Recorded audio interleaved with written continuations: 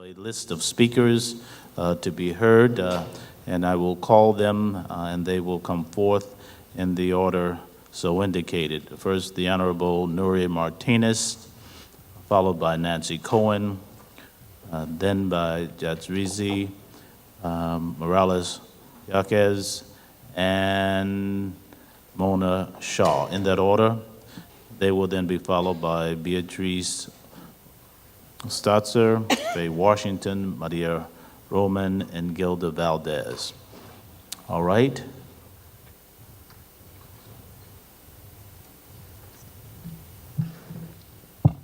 Madam Council Member.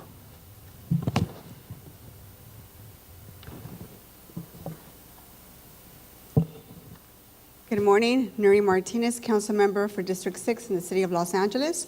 I want to commend this board for seizing the opportunity to take a critical look of how the county serves the women and girls of Los Angeles. I often talk about the differences that can happen when women are at the decision-making table. When we are at the decision-making table and leading the conversation, policymakers are forced to talk about equal pay for equal work. When we're elected to office, we can advocate for access to women's reproductive health and parental leave in a way only a mother may understand. When we're in office, we look at and discuss issues from a perspective that values the life experience we bring. I want to ensure that the world that we are creating today will be welcoming and supportive to future generations of young girls and women. I want a world for my daughter that will protect her body, her choices, and give her the confidence to believe she can succeed in anything she puts her mind to. The average woman in Los Angeles makes nearly $5,000 less than the average man every year. Women are struggling to provide for their families, and the likelihood that a single mom lives in poverty is 4 times greater than the rate of married couples. Half of government assistance program recipients live in a woman-led household. On top of this, we have seen a constant barrage of legislative attacks threatening women's reproductive health. Women of color, many whom live in my district and are my constituents, are significantly more likely to rely on government for reproductive health services than any other woman. Women are facing challenges from all directions. We are at a critical moment in the county's history. I have no doubt that the women and girls of Los Angeles County will truly benefit from your leadership. As one of the 5 million women in LA County, I want to thank you for taking the first step.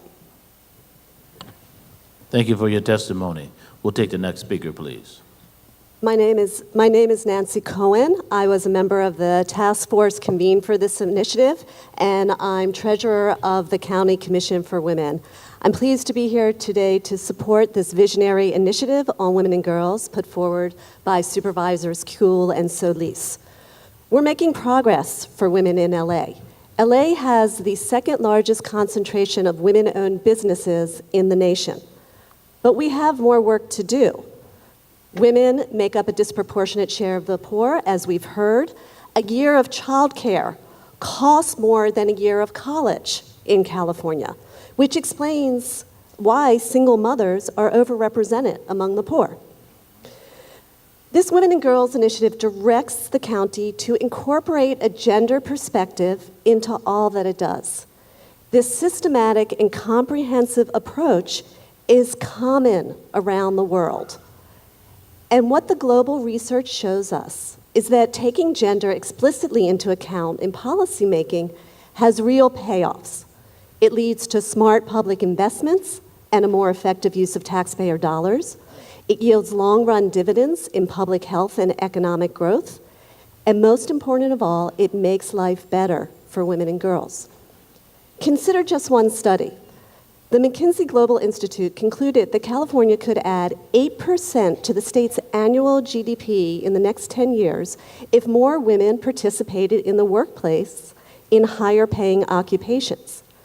And since 1 out of 8 Californian women lives in LA County, as goes LA, so goes California. So government has a crucial role to play in leveling the playing field and creating opportunity. 51% of the people living in LA County are women and girls. In passing this initiative, LA County takes on a national leadership role in tackling an essential challenge of the 21st century, making progress toward gender equality and unleashing the potential of women and girls. Good morning, ladies and gentlemen, Well, board good members, morning. and distinguished guests. My name is Jacques Morales Jacques, and I am a 7th grade student at Magnolia Science Academy 8 in the city of Bell in District 1. As a 12-year-old female student living in Los Angeles County, the Women and Girls Initiative is not only important for me and my future, but for the future of other women and girls. This initiative is beneficial to women and girls to provide them a better opportunity to gain equal treatment in jobs, healthcare, and education. The Women and Girls Initiative can do so much for women and girls in our community by promoting the need to support women in the workforce.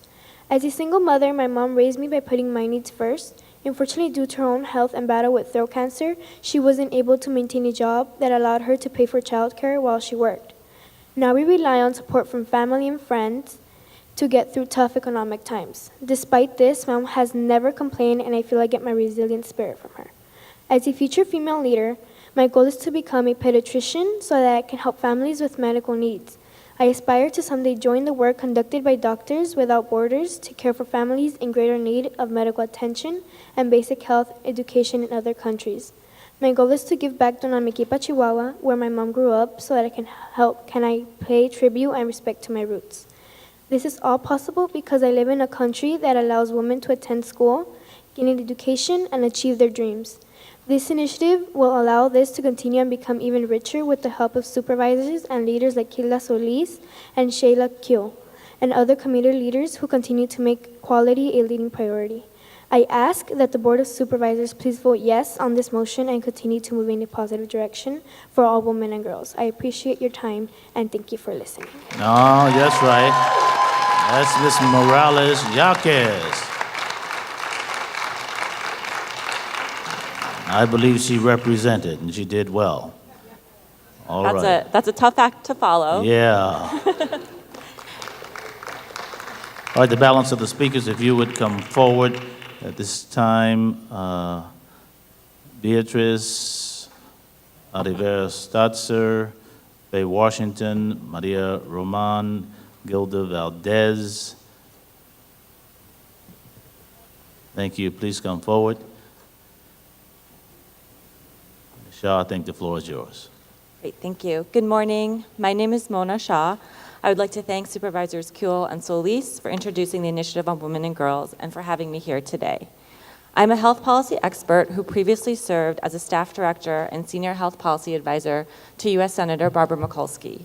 Together, we drafted several sections of the Affordable Care Act, including the Women's Preventive Health Amendment that guarantees women preventive care with no copays and no deductibles and includes birth control. As you are hearing today, women and girls are integral members of our society, and they hold many important roles, from students to business owners and caregivers of children and older adults. However, women cannot adequately perform any of these roles if they are not healthy. Yet many women in Los Angeles County, especially those who are lower income and in poor health, are receiving difficulty getting the care that they need. About 15% of women remain uninsured. Ethnic and racial disparities affecting Latino and African women are pervasive.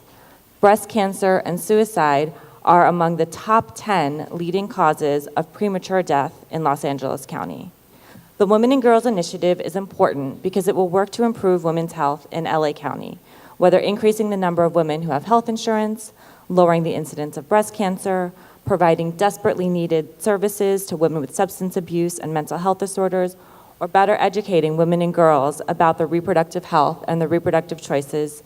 This initiative can help women receive affordable, quality health care when they need it in order to lead strong, healthy lives. With the outcome of November's election, the fate of the Affordable Care Act, Medicaid, and Medicare are highly uncertain. Thousands of women in Los Angeles could lose their health insurance and access to health care services. The improvements made to women's health over the last several years could vanish. That is why today, the roles of counties like Los Angeles and states are even more crucial to support women's health. Thank you. Thank you for your testimony. Next speaker, please. Good morning, Mr. Chairman and honorable supervisors. My name is B. Alvarez Stotzer, a very proud founding board member of New Economics for Women. I come today to ask for your unwavering support for this incredible initiative. As the first Latina Economic Development Corporation in the United States, NEW is proud of the tens of thousands of women we help move into the middle class. Helping women get economically stable and move into the middle class is what has always, we believe, will make this country stronger. Our vision continues to reduce and stop generational poverty. I am a businesswoman, a social entrepreneur, and a passionate advocate for creating economic development and opportunities for the most vulnerable women and children and families.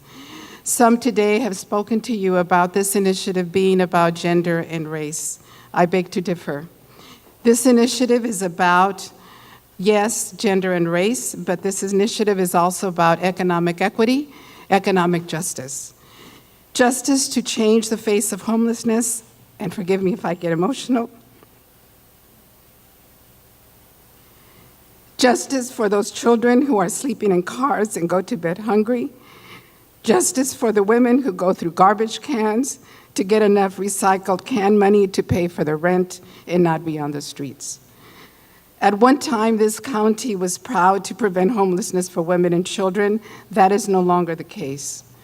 Today, LAHSA knows that we have 47,000 people living in the street.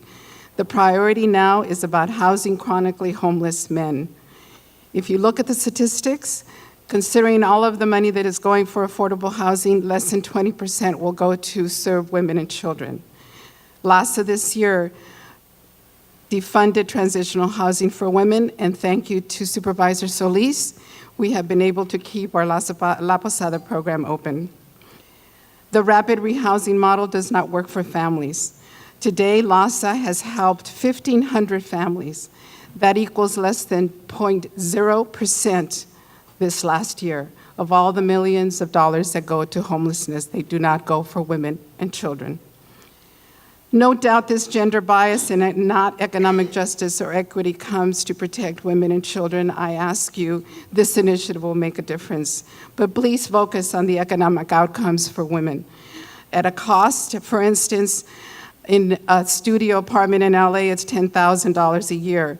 A woman in La Posada is on welfare, makes $8,700, and the county expects her to go to school, get a job, and pay for housing. Thank you. A single mother with children under 15 has to, and is able, because she has a disabled child, earn $30,000 a year. It cost her $22,000 just to rent a 3-bedroom apartment in LA.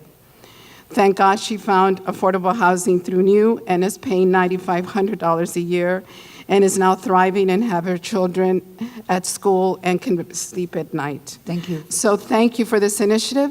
Thank you for your courage, and I hope you all have a wavering, fulfilled support for something that will change the face of America. Thank you very much for your testimony. We'll take the next speaker, please. Good morning, Faye Washington, and I'm President and CEO of the YWCA of Greater Los Angeles.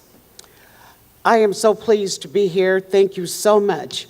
This is a historic moment for me, not only because I'm with the YWCA, but you see, over 40 years ago, I was co-founder of a group in city government called Affirmative Action Association for Women. Yeah. And we thought we were the hottest thing, taking care of all the problems, only to be sitting here over 40 years later having similar conversations. I'm glad I'm where I am today because I know the drill. I know the words that need to be spoken. Most importantly, I know the city, I know the county, I know the community. I walk the streets with the problems. And to be able to be in a position to pull it all together and to create this safety net, or a quilt, I like to call it, of program opportunities that catch the very vulnerable. Whether it's a young lady who's in Job Corps, have to drop out because she doesn't have any child care, and we find childcare for her at Walnut Park, and she finishes, she graduates, she's a licensed vocational nurse now. Whether it's a kid who's in high school, got pregnant, age 16. Does she drop out of high school? Not in some of our high schools she don't, because we're on campus to make an opportunity for that young lady to have childcare right there where she is learning. Whether it's the over 100,000 persons that we serve, and of that, 1,000 of them are sexually assaulted, domestic human traffic victims, whether we're trying to find solutions for them. Well, you know, today I feel that help is on the way, because you too have the voice, and you can speak louder than I, because you have a whole lot more money than we. And we can put all of the collective we together, and that, supervisors, will make the difference. So I applaud you. You have the full support of the YWCA and everyone else I can harness in this effort. Thank you very much. Faye Washington, thank you so much. All right. Supervisor Hahn and Keel say help is on the way. Right. Good Yes, morning. ma'am. My name is Maria Roman. I work as a housing specialist at APIT. I also serve as a commissioner on the Los Angeles County HIV Commission. I'm very thankful that I get the opportunity to share what could be a historic moment in our country. Our county is setting precedent that our country will follow. As we know, gender equity is one of the gaps that will need to be addressed in our country. As a trans woman, I firsthand have felt the challenges of being excluded from programs because of my trans status.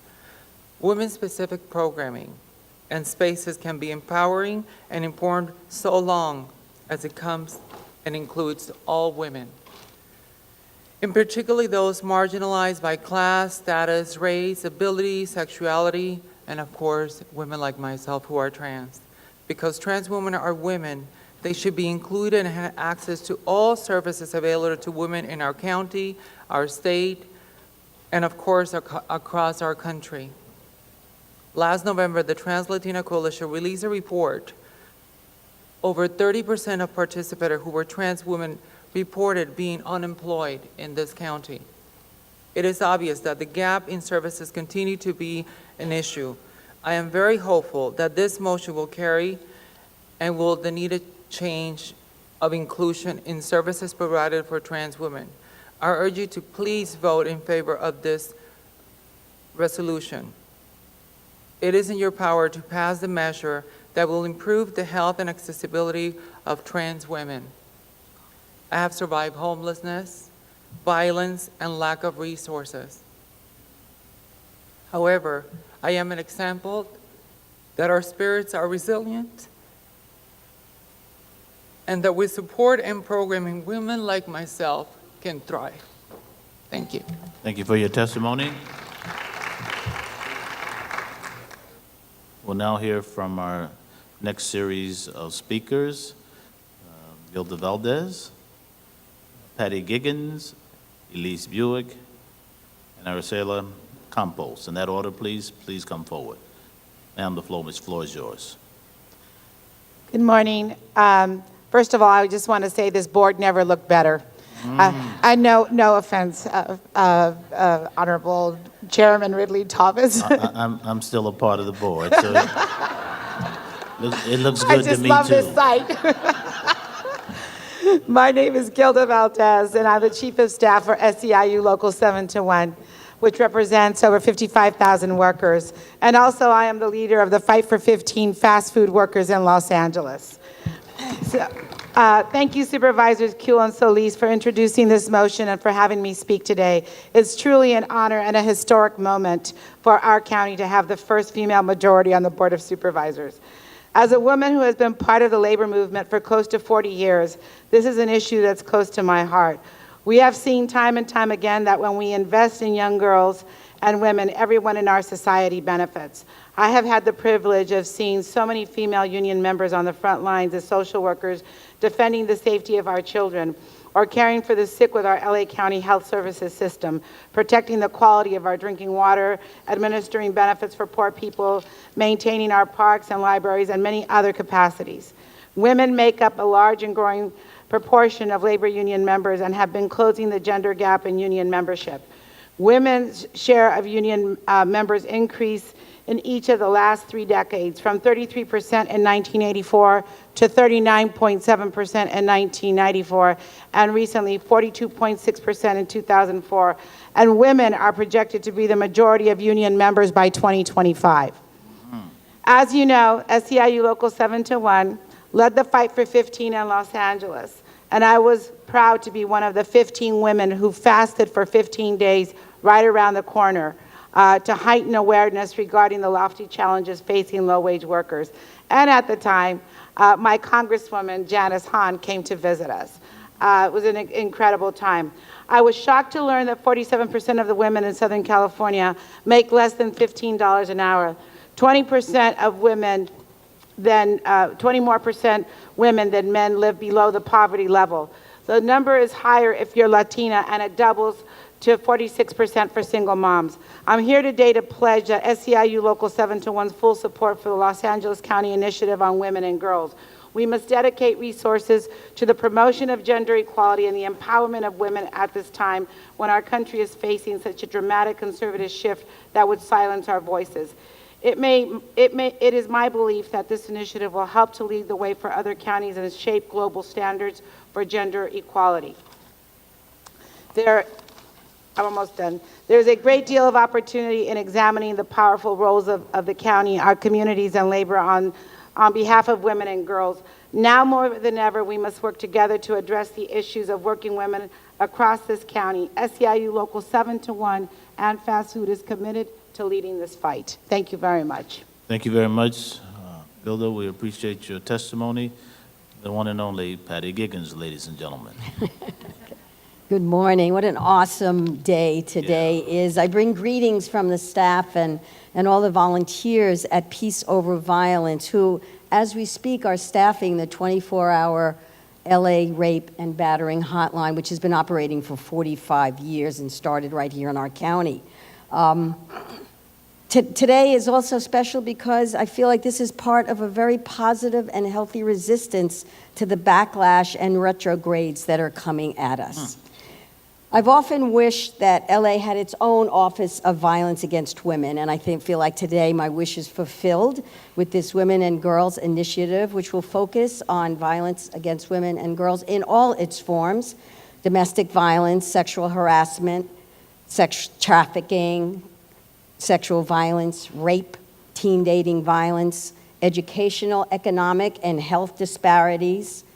I'm hopeful that we will look at violence looking at all the intersectionalities and the roots of violence: the racism, the oppressions, the misogyny, the sexism, the hetero and homophobias, and fundamentally really acknowledging and looking deeply how inequality in itself is a form of violence. Violence against women and girls causes increased health costs that many people don't understand because many of the traumas are invisible. It also drains economic productivity. 50% of women use sick leave due to violence, and abused women earn 46% less than non-abused women. The trauma of violence does not end once the event ends.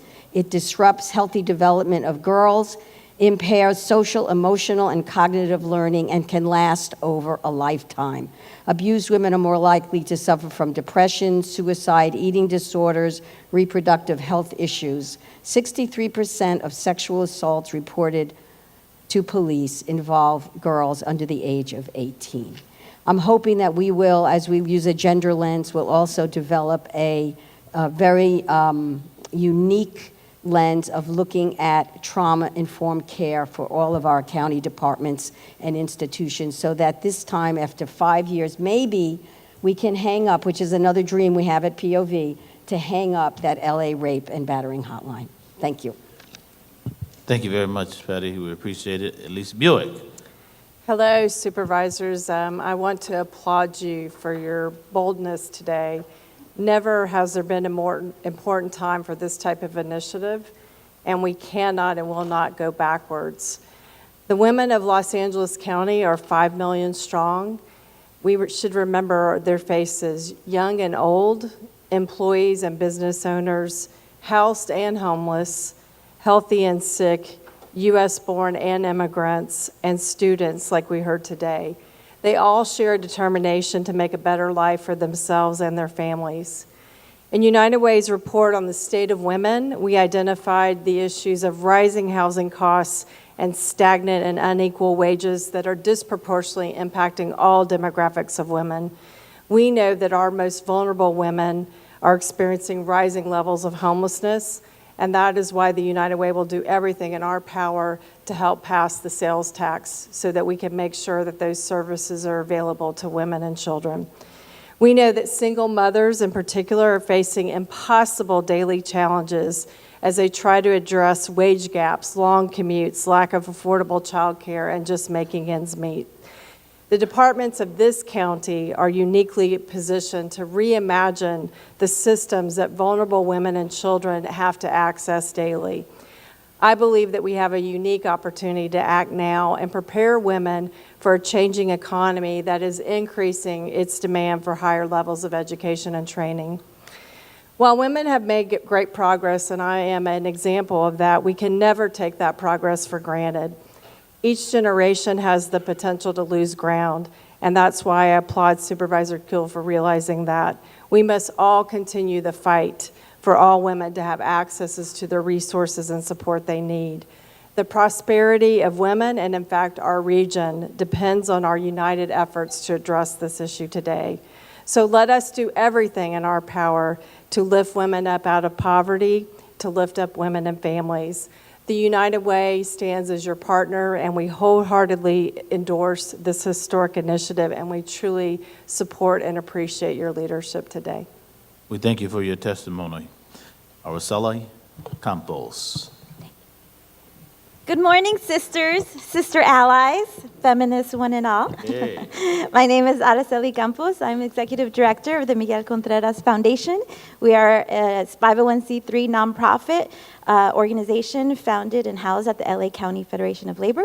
We serve the most underserved within the labor and outside the labor community, including the many immigrants who are hard workers here in LA. I'm here in several capacities. I'm also here as a longtime commissioner and the youngest president in the history of the City of Los Angeles Commission on the Status of Women. And I'm very proud to be among the 54% female commission appointees of Mayor Eric Garcetti, which is a statistic we figured out by doing a gender study, much like has been done here in LA County, to really assess where we are. And that's where we find that within local government, if it's not measured, it's not monitored, it's not improved. And so this, what you're doing today, is so significant for so many reasons. It's going to do a national model of leadership on gender equity work. I'm also here as a member of the 1% of all lawyers who are Latina. So this is true even here in California and LA, where we have almost 50% females being Latina, and I'm in that 1%. So very proud to be here in that capacity as well. I am someone also who's in my 30s, so very representative. Latinas, the average age is in the 30s, so it's a very young demographic here. So it's very important to highlight this population in your gender equity work to make sure that our responsiveness to local needs is driven by demographics and data on what's needed critically. Unfortunately, I'm also part of this group that is among the least educated and most likely to live in poverty. Latinas are tied with African American women at 26% for that. But most importantly, I do want to highlight that I'm here as a community resident, representing so many of my sisters who grew up in LA to a single mother, a hardworking head of household. Over 1 million women head households here in LA. That's a third of LA households headed by women. My mother was a teen mom, married as a teenager for lack of opportunity, without a high school education, not even a middle school education, who arrived here from Mexico and became a survivor in every sense of the word. My earliest memories was taking public transportation with her to attend English classes. My father didn't let her work or learn to drive in those days. And she eventually got a job in Vernon and has been working in factories for over 20 years. And it's that example that I really encourage you and am inspired by your championing here today for her. And for the women of LA, I had a public school education, worked my way to Yale and Stanford Law, and dedicated my career to the empowerment of underserved communities. One thing that I was most struck by in going out into the feminist community was that oftentimes feminism is not seen like the women of LA. It's not seen like the immigrant woman. It's not seen like the women living in poverty. It's not seen like the heads of households who are not able to be here today, but who are out there working, surviving, being champions for their families and for our LA community. And as part of this initiative, you are taking a stand for them, and you are championing a new version of feminism for this city, for this county, for this country. And that is so important, because it's so important for us to reclaim that gender lens, reclaim that what a feminist is. It's everyone here today, and it's all ages, it's all LGBTQ identities, it's all immigration statuses. It is LA, and so what you're doing here is not just feminism for the sake of feminism. It's to create a unique brand of community-led feminist leadership that has never been seen before. And I really thank you for this leadership. It is and will be the year of the woman, and I thank you, and I'm awed that you are making it so. Thank you so much. Thank you very much for your testimony.